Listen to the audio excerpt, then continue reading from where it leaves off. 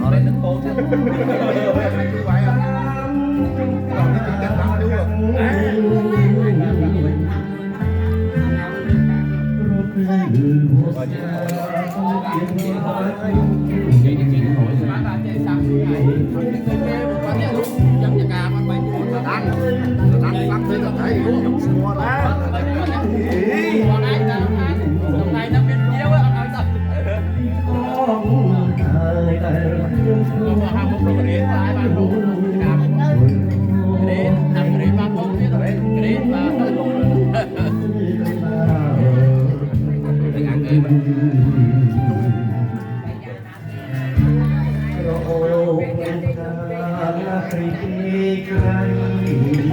chơi cho màu lúa cái tăng nám nó dưa nó ốm đi